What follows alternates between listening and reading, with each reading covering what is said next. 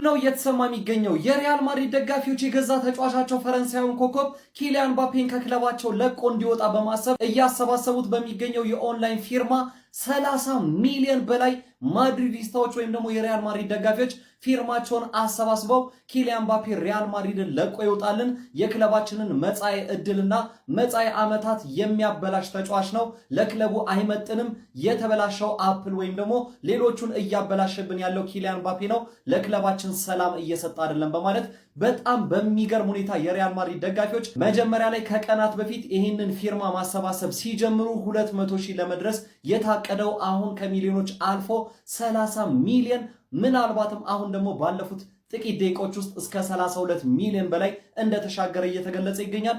እጅግ አስደንጋጭ የሆነ ነው። በእግር ኳስ ታሪክ ፔቲሽን ተሰብስቦ ከ20 ሚሊዮን በላይ አልፎ ያቅም። አሁን ግን የሪያል ማድሪድ ተጫዋቾች ኪሊያን ምባፔን ከክለባቸው ለማስለቀቅና ለማባረር ከ30 ሚሊዮን በላይ ሪከርድ የሆነ የፊርማ ማሰባሰብን አድርጓል። ስለዚህ አነጋጋሪ የሪያል ማድሪድ ደጋፊዎች ተግባር እናንተስ ምን ትላላችሁ? ሀሳብ አስተያየታችሁን ኮሜንት ሴክሽን ላይ ያጋሩኝ። እንደነዚህ ፈጣን እግር ኳስ መረጃዎችን በቀጣይም ለማግኘት የፕላስ ምልክቷን በመንካት የሜዳ ስፖርት ቤተሰብ ይሁኑ። አዲስ ታሪክ ተሰርቷል፣ ግን ባልተፈለገ መንገድ ነው። ኪሊያን ምባፔ ከሪያል ማድሪድ እንዲባረር የሚጠይቀው ፒቲሽን በዓለም አቀፍ ደረጃ አዲስ ክብረ ወሰን ሰብሯል። ምባፔ ከክለቡ እንዲወጣ የሚጠይቀው ይህ ፔቲሽን በዛሬው ዕለት ብቻ ከ31 ሚሊዮን በላይ ፊርማዎችን ሰብስቧል። ይህም ቀደም ሲል የነበረውን የ24 ሚሊዮን የጊኔስ ወርልድ ሪከርድ የሰበረ ነው። የሚገርመው ነገር አቤቱታውን ወይም ፒቲሽኑን የጀመሩት ሰዎች አቅደው የነበረው 200,000 ፊርማዎችን ለማግኘት ብቻ ነበር። በዚህ ፒቲሽን ላይ የማድሪድ ደጋፊዎች ብቻ ተሳትፈዋል ብላችሁ ታምናላችሁ? እኔ ግን አይመስለኝም። ሐሳባችሁን አስቀምጡልኝ። መልካም ጊዜ። እሺ ማድሪድስታስ ቱዌሚኒ እና ቫልቨርዴ ተደባድበው ቫልቨርዴ ሆስፒታል እንደሄደ ሰምታችኋል ብዬ ገምታለሁ። ኪሊያን ምባፔ እዚህ ቤት ያመጣው ችግር እንዳይመስልህ ተረዳኝ አይደለ? አሁንም ኪሊያን ምባፔ ችግር አይደለም ለምትሉ ሰዎች እኔ በጣም የምወደው ተጫዋች ቢሆንም ይሄ ሁላ ችግር የሱ እንደሆነ በደንብ አድርጌ ነው ማስረዳ። ከዛ በፊት ግን ቱዌሚኒ ወይ ካማቪንጋ ምን አለ በለኝ ሰመር ትራንስፈር ዊንዶ ላይ ወደ ማን ዩናይትድ ከሪያል ማድሪድ ሪያል ማድሪድ አኝኮ የጨረሰውን ሰዎች ምናምን ነገር መውሰድ ይወዳል። ገባህ? ይጠቅመዋል። ማድሪድ ያለበት ደረጃና ዩናይትድ ያለበት ደረጃ ስለሚለያይ ማለት ገባህ? አናዘር ካሰሚሮ ሂር ዊ ጎ ነው የምልህ። ወይ ቱዌሚኒ ወይ ካማቪንጋ እመነኝ ነው የምልህ። ሪያል ማድሪድ ግን የተበላሸው በኪሊያን ምባፔ እንደሆነ በደንብ አድርጌ እንዴት እንደማስረዳህ ልንገርህ። ቪኒሺየስ ጁኒየር በጣም ጥጋበኛ ነው፣ በጣም ኢጎ አለበት አይደለ? ግን ኳስ መጫወት ነው የሚፈልገው። ኳሱን ካቀበልከው ያገባል፣ ከዛ መጥቶ ይሰግድልሃል፣ ለክሩዝ እንደሚሰግድለት ማለት ነው። ገባህ አይደለ? ምባፔ ግን ለሌላ ሰው ለምን አቀበልክ ብሎ ኳስ የሚያቀበለውን ሰውዬ ራሱ የሚጠምድ አይነት ሰውዬ ነው። ምባፔ ስለ ክለቡ አጨዋወት ከማናጀር ይልቅ ከባለቤቶቹ ጋር ቀጥታ መነጋገር የሚፈልግ ሰው ነው። ጥጋብ የወጠረው ሰው ነው። ገባህ አይደለ? ሪያል ማድሪድ ቤት መጣና ትሮፊ ለስ አረገው። ቻምፒየንስ ሊግ በየአመቱ የሚበላ ቡድን ማለት ቢያንስ በ3 ዓመት አንዴ ቻምፒየንስ ሊግ የሚበላ ቡድን ትሮፊ ለስ አረገው። ቻምፒየንስ ሊግ በበሉበት በማግስቱ በሚቀጥለው ዓመት ነው ምባፔ የመጣው። ወፍ የለም አሁን አያርለ 0-0 አስገባቸው። ቪኒን ማንንም ብሌም እንዳታረግ፣ ምክንያቱም ቪኒ እያለ 2 ቻምፒየንስ ሊግ በልቷል። ቪኒ መጀመሪያ አካባቢ ሲመጣ ጥጋቡን አይቶ እኮ ከቤንዜማ ጋር ጣልቶ ነበረ። ግን ጥጋቡን ዋጣ አድርጎ ከቤንዜማ ጋር ተግባብቶ ለመግባባት ፈቃደኛ ነው ቪኒ። ባጭሩ ኳስ መጫወት ብቻ ስለሆነ የሚፈልገው ማለት። ምባፔ ግን ቡድኑን የሚጫወትበትን ቡድኑን ማስተዳደር ነው የሚፈልገው። ቀባር ካፕቴን ምናምን መሆን ነው የሚፈልገው። ወደ ማን ዩናይትድ ምባፔ ቢመጣ ማለት የመጀመሪያ ሰው ከማጋ የሚጣላ ይመስላችኋል? ከብሩኖ ኤል ማግኒፊኮ። ቪኒ ቢመጣ ሚገራርም ጎል ያገባና ምን አይነት ጎል ነው ለዘንድሮ ባለንዶር ምናምን እጩ ነህ ምናምን ነገር እንዴት ነው ምናምን ሲሉት ከብሩኖ ኤል ማግኒፊኮ ኳስ የሚችል ሰው ጋር ነው የሚጫወተው ለዛ ነው ይላል። ምባፔ ቢሆን ግን ይሄ ሰውዬ ማን ስለሆነ ነው ካፕቴን የሚሆነው ብሎ ቀጥታ ከኢኒዮስ ጋር ነው የሚነጋገረው። ብሩኖን ወደ ሳውዲ ፒኤስጂ እንደዚህ ነው ያደረገው፣ ፍራንስ እንደዚህ ነው ያደረገው። አሁን ደግሞ ሪያል ማድሪድ እኔ በ27 ዓመቱ ካሪሩን በራሱ እጅ የገደለ ተጫዋች ባቅ ኪሊያን ምባፔ ነው። ምክንያቱም ከማድሪድ ውጪ የትም ቦታ ሊሄድ አይችልም። ማንም ሰው የሚከፈለውን ክፍያ ማንም የዩሮፕ ክለብ አፎርድ አያደርገውም ከፒኤስጂ እና ከማድሪድ ውጪ ማለት። ወደ ፒኤስጂ ደግሞ መመለስ እርሳው። ኪሊያን ምባፔ ትልቅ ችግር ውስጥ ነው ያለው ማን። ፍራንስ ወርልድ ካፕ ፍራንስ ናሽናል ቲም ኮላፕስ ሲያደርግ በዚህ ሰውዬ ምክንያት ታዩታላችሁ። በቫልቬርዴና በቹዋሚኒ መካከል ተፈጠረ ስለተባለው ግጭት ቫልቬርዴ ይፋዊ መግለጫ ሰጥቷል። ቫልቬርዴ በማህበራዊ ሚዲያ ሲናፈሱ የነበሩት ወሬዎች ከእውነት የራቁና የተጋነኑ ናቸው ብሏል። በልምምድ ወቅት አለመግባባት እንደነበር ቢያምንም እርስ በእርስ ተደባድበዋል የሚለውን ወሬ ግን ሙሉ በሙሉ አስተባብሏል።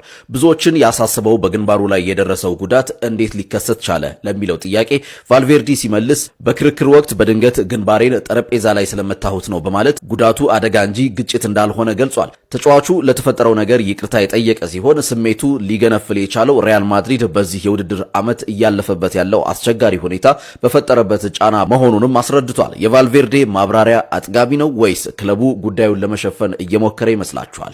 አስተያየታችሁን በኮሜንት አጋሩኝ። ፎሎ ማድረግ እንዳይረሳ። መልካም ጊዜ። የሪያል ማድሪድ ተጫዋቾች እርስ በርስ ቦክስ መሰናዘር ጀምረዋል። በዛሬው ዕለት እጅግ አስገራሚና አነጋጋሪ የሆኑ መረጃዎች በሪያል ማድሪድ ተጫዋቾች መካከል በተፈጠሩ ግጭቶች ዙሪያ እየወጡ ይገኛሉ። በዋናነት ደግሞ ፌዴ ቫልቨርዴና ኦሬል ሾሜኒ መካከል ዛሬ በነበረው ግጭት ኦሬል ሾሜኒ በቦክስ ቫልቨርዴን ጥሎት ሆስፒታል ሄዶ ሕክምና እስከ ማግኘት እንዳደረሰው ነው እየተገለጸ የሚገኘው።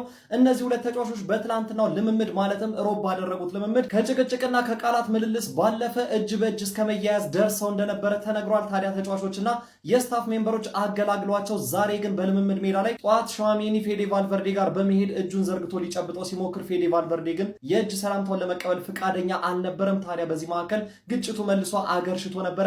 ሆኖም አገላግሏቸው በልምምድ ሜዳ ላይ ግን ፌዴ ቫልቨርዴ በተደጋጋሚ ኦሬል ሾሜኒ ላይ አደገኛ የተባሉ ታክሎችና ጥፋቶችን ሲሰራበት ነበረ።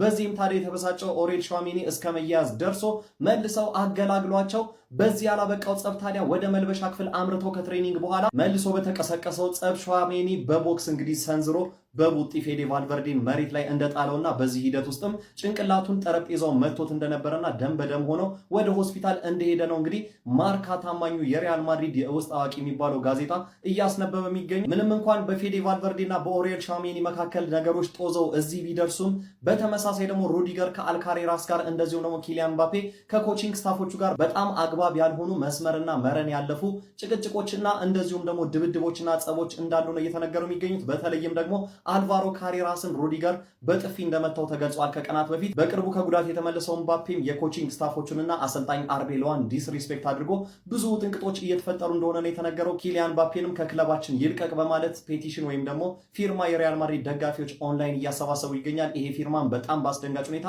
ከ30 ሚሊዮን በላይ ሰዎች ፊርማቸውን እንዳኖሩ ነው እየተነገረ የሚገኘው። በሪያል ማድሪድ ቤት ያለው ነገር በጣም አስከፊ ደረጃ ላይ ደርሷል። ሪያል ማድሪድ እነዚህን ሁለት ተጫዋቾች በተለይ ፌዴ ቫልቨርዴና ሾሜኒን ከፈርስት ቲም ላይ ለመሰረዝና ለተወሰነ ጊዜ እገዳ ሊጥልባቸው በዝግጅት ላይ እንዳለ እየተሰማ ነው። እናንተስ ታዲያ ስለ ሪያል ማድሪድ አሁናዊ ትርምስና የለየለት ቀውስ ምን ትላላችሁ? ሀሳብ አስተያየታችሁን ኮሜንት ሴክሽን ላይ አጋሩኝ። በዚህ ጉዳይ ላይ በቀጣይም አዳዲስ የሚባሉት መረጃዎች ወዲያው ከስር አደርሳችኋለሁ። ለዚህም ፎሎ በማድረግ የሜዳ ስፖርት ቤተሰብ ይሁኑ። ክርስቲያኑ ግብ ሲያስቆጥር ሊያለቅሱ የነበሩት አሰልጣኝ መነጋገሪያ ሆነዋል። ትናንትና ክርስቲያኑ ይዞ የገባውን ማስኮት ካልማ የተሰኘውን ሴሌብሬሽኑን ሲያስተምረው ነበር የተስተዋለው። አልሻባብን አልናስር 4-2 ባሸነፈበት ጨዋታ ላይ ክርስቲያኑ የጨዋታውን ሶስተኛ ግብ በሚያስቆጥርበት ጊዜ ነበር ኑረዲን ዘክሪ የተሰኙት የአልሻባቡ አሰልጣኝ እንደምትመለከቷቸው ተበሳጭተው እንባ ተናንቋቸው ነበር በክርስቲያኑ ግብ የተስተዋሉት። አርሰናል ከፒኤስጂ ጋር ሲገናኝ ፒኤስጂ ነው የሚያሸንፈው ተብሎ አርሰናል እየተናቀበት ያለው መንገድ በጣም ተመችቶኛል። ፋሚሊ እኛ እኮ ማለት ነው ያለፈው ዓመት ሲያሸንፉን ማለት ነው ዶናሩማን የገጠምነው ፒኤስጂ ሳይሆን ዶናሩማን የከበደን ስንት የግብ ዕድል እንደፈጠረና ስንት ኳስ እንደመለሰ ታስታውሳላችሁ መቼስ። ስንት ኳስ ሞክረን ማርቲኔሊ ስንት ኳስ፣ ትሮዛርድ፣ ሳካ፣ ሜሪኖ ጭራሽ አግብቶ ተሽሮበታል። የራይስ ቴስታ በጣም ብዙ ዕድል ነበር የፈጠርነው፣ ግን አብዛኛውን የኦዴጋርድ ሹት የመለሰው ዶናሩማን ነው። እኛ እንደፈጠርነው ቻንስ ራሱ አልፈጠሩም እነሱ። እኛ እንደሞከርነው አልሞከርንም። በደርሶ መልስ የማን ኦፍ ዘ ማች አይነት ፐርፎርማንስ ነው ፐርፎርም ያደረገው ዶናሩማ። የከበደን ዶናሩማ ነበር። አሁን እኮ ማለት ነው የተሻለ መከላከል አለን፣ የተሻለ ማጥቃት አለን ከአምናው ማለት ነው። የተሻለ ሚድፊልድ አለን። እንተያያለን፣ ለዋንጫው ላይ እንተያያለን። በጣም ተንቀናል። በጣም ደስ ብሎኛል። ሪያል ማድሪድ ቤት ውስጥ ምንድነው እየተፈጠረ ያለው? ተጫዋቾች እንግዲህ እንደተደባደቡ ነው እየተነገረ የሚገኘው። መረጃውን ላጋራችሁ፣ ኮፒ ሊንክ እንዲሁም ደግሞ ላይክ እና ፎሎ እያደረጋችሁ እስከ መጨረሻው እንድትካተሉ ጋብዛችኋለሁ። መረጃው እንግዲህ ቀሌ ነበር የወጣው፣ እውነት አልመሰለኝም ነበር። ነገር ግን አሁን ላይ ዴቪድ ኦርንስቲን አረጋግጦታል። ዴቪድ ኦርንስቲን መረጃ እንደሚያሳየው ከሆነ ቫልቬርዴ እና ቹዋሜኒ የሪያል ማድሪድ የልምምድ ቦታ መልበሻ ክፍል ውስጥ እንደተደባደቡ ነው የዴቪድ ኦርንስቲን መረጃ የሚያሳየው። ቫልቬርዴን በደረሰበት የጭንቅላት ጉዳት ምክንያት ወደ ሆስፒታል እንደተወሰደ ነው የዴቪድ ኦርንስቲን መረጃ የሚያሳየው። የሪያል ማድሪዱ ፕሬዚዳንት ፔሬዝም በሁለቱ ተጫዋቾች ላይ እርምጃ ለመውሰድ እየሰሩበት እንደሆነ ፋብሪዚዮ ሮማኖም ጨምሮ ዘግቧል። እንደሰማነው ኪሊያን ምባፔን ከሪያል ማድሪድ ለማስወጣት ደጋፊዎች ድምጽ እያሰባሰቡ እንደሆነ ሰምተን ነበረ።